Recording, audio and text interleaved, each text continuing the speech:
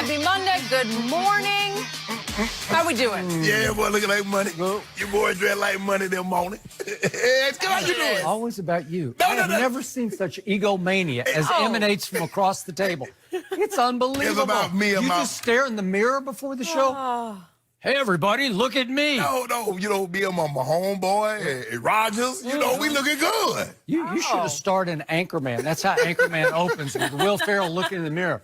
Hey, everybody, look at me. I look good. Here we go. Here we go. I don't care how I look. Honestly. I care about how I'm about to sound on Aaron Rodgers, because I can't wait. Please ask me. I am so ready to get going. We have so much to get to today, and I can't believe I'm saying this, but could Tom Brady be heading to the Cowboys, and did Patrick Mahomes pull off one of the greatest comebacks of all time? But first, we are going to talk about Aaron Rodgers and the Packers, and they got a lot to say.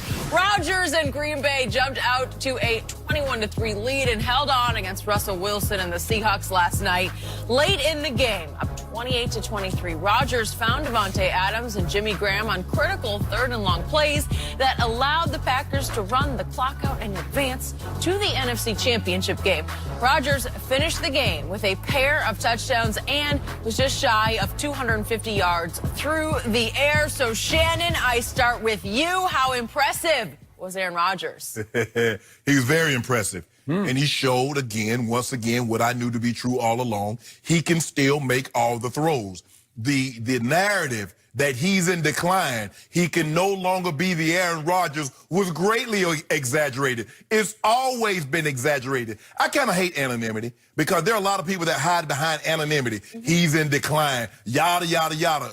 Put your name. I'm not anonymous. Whoa, wait. My name's Skip. I'm right here. I put my name on it. I sign it in big old Not neon anonymous. letters. You know what? So moving forward, Jenny, I'm asking FS1, my bosses, Sure. to alter my voice and to shade me out. Because I don't want, when I be saying stuff, I don't want people to know it's me. Oh, really? No, I don't want them to know. That way I can say whatever I want, however I want to say it, with no repercussion. But I told you, Skip Bayless, he's still that dude. He's still that man. And when you need him, because see, this notion that all of a sudden, the Green Bay Packers have the running attack of the Titans or the Ravens or the 49ers was greatly exaggerated.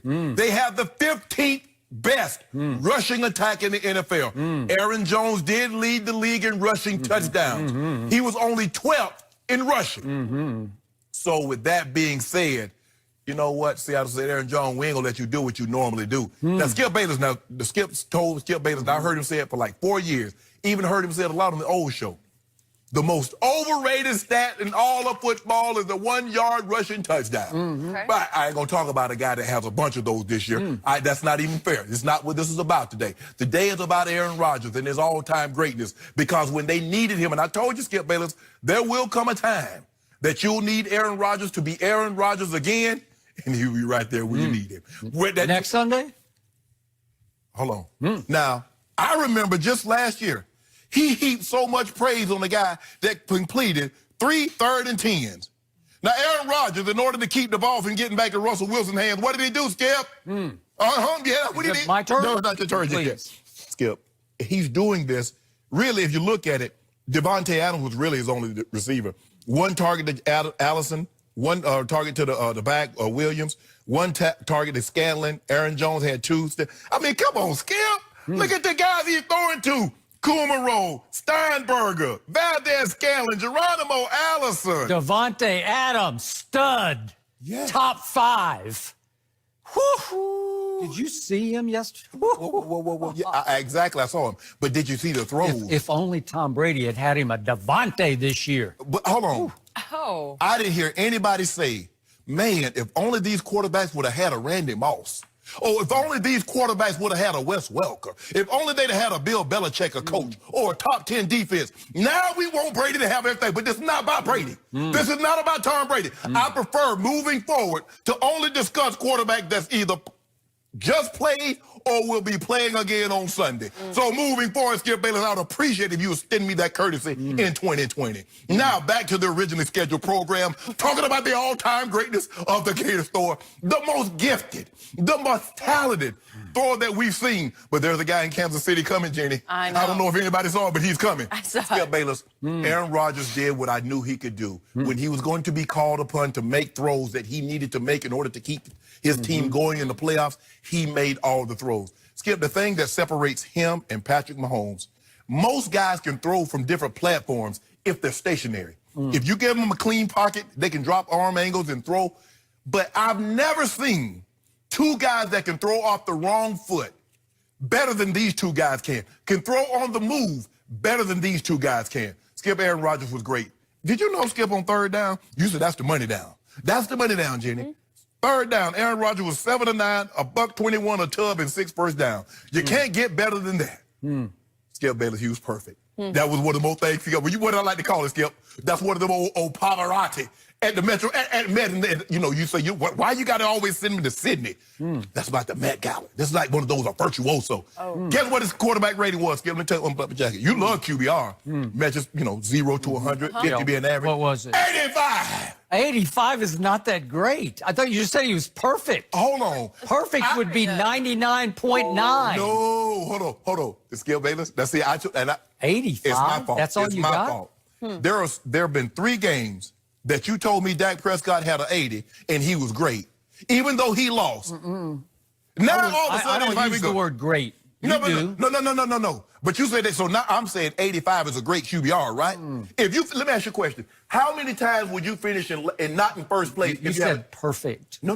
I'm holding you to perfect. No, That's the word that came out of your mouth. Aaron Rodgers he was perfect with a QBR of 80. No, Skip. I said, Tell me when it's my turn. Okay.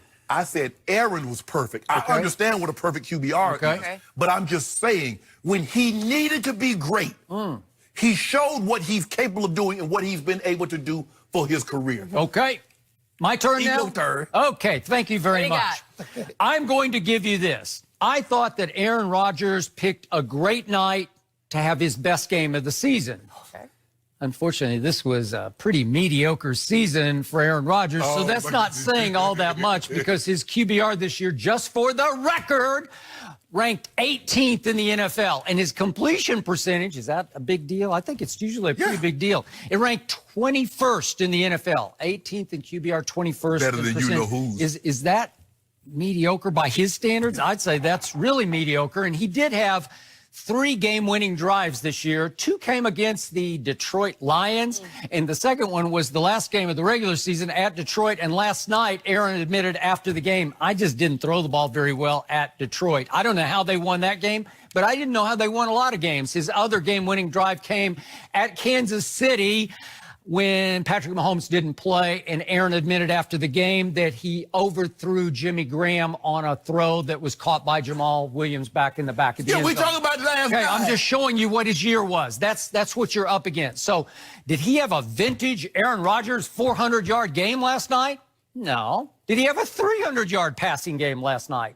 No. Wasn't Did he have a 250-yard passing game? No, he had 243, which is not bad, but it's not great. Don't give me perfect on that. But I do give you this.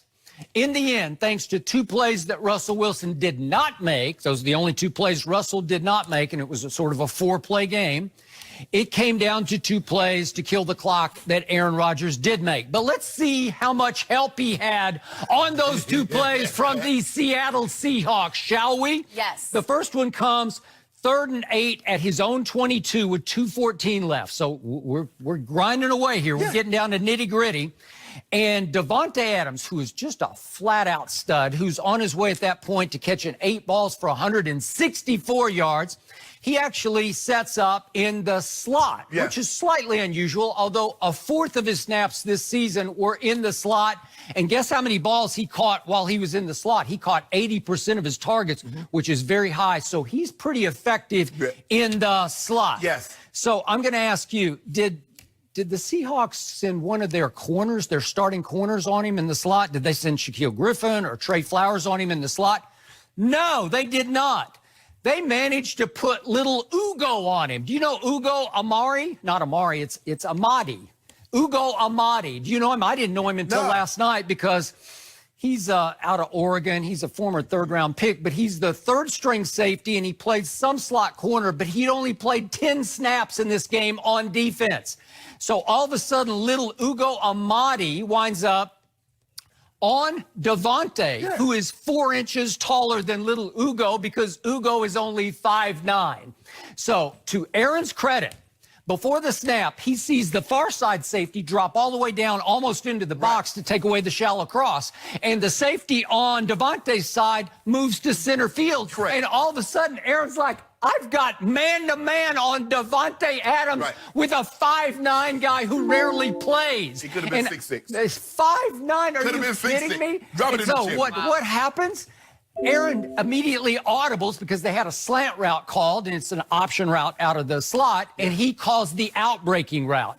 Except the release off the line of scrimmage, thanks